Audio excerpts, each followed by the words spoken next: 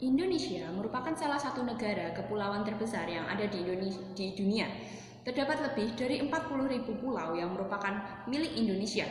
Di samping itu, Indonesia juga memiliki luas lautan sebesar 2/3 dari seluruh wilayah yang ada di Indonesia. Yang berarti Indonesia juga memiliki potensi maritim yang sangat besar di bidang kelautan yang mencakup keseluruhan sumber daya alam yang ada di dalamnya. Yang dapat dimanfaatkan sumber dayanya antara lain sektor perikanan dan keanekaragaman biota laut dan lain-lainnya. Hal ini bisa juga dimanfaatkan sebagai potensi pariwisata, bukan?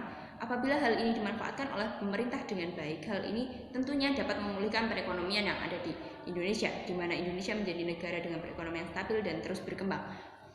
Namun, Indonesia tidak boleh hanya berfokus terhadap ekonomi yang ada di lautan, namun juga di sektor-sektor yang lainnya seperti sektor pertanian yang didukung oleh iklim tropis yang ada di Indonesia.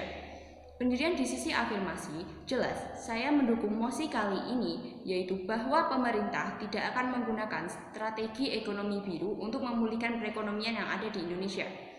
Tujuan yang ingin kami capai sebagai tim afirmasi adalah memperbaiki perekonomian yang ada di Indonesia, sehingga Indonesia bisa mencapai kejayaan yang setara dengan negara-negara maju yang ada di berbagai belahan dunia. Sebelum memasuki argumentasi saya, alangkah baiknya apabila kita memahami mosi kali ini, yaitu sebagai negara berkembang dengan potensi maritim, Dewan ini tidak akan menggunakan strategi ekonomi biru. Izinkan saya mengkarakterisasi. Yang pertama adalah negara berkembang merupakan negara yang memiliki pendapatan per kapita yang rendah, di mana negara berkembang ini masih belum setara dengan negara-negara maju yang ada di dunia. Negara-negara berkembang ini dapat meliputi Indonesia, Vietnam, Thailand, dan berbagai negara-negara lainnya, di mana negara berkembang ini masih akan terus berkembang untuk mengembangkan baik perekonomiannya maupun sektor-sektor lain sehingga dapat menjadi negara yang maju. Kemudian yang kedua, izinkan saya mengkarakterisasi potensi maritim. Potensi maritim merupakan potensi ataupun sumber daya alam yang ada di bidang kelautan.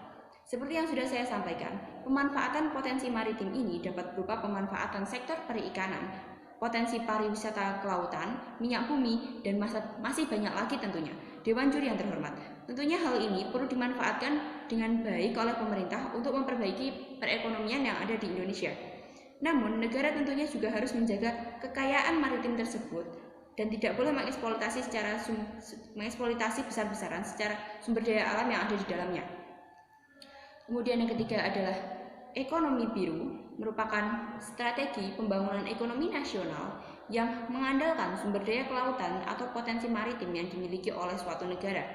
Hal ini memiliki maksud bahwa perekonomian yang ada di Indonesia akan dipulihkan, namun berfokus terhadap sumber daya yang ada pada kelautan, yang padahal Dewan Juri yang terhormat, hal ini dapat merusak laut dikarenakan terlalu banyak dieksploitasi untuk perekonomian yang ada di Indonesia. Dua hal yang akan saya sampaikan dalam perdebatan kali ini adalah yang pertama, isu urgensi, yaitu mengapa mosi ini penting untuk diperdebatkan. Dewan Juri yang terhormat, seperti yang sudah saya sampaikan, Indonesia memiliki potensi maritim yang sangat besar. Namun hal ini tidak boleh membuat negara menjadi hanya bergantung pada sektor kelautan. Karena apa?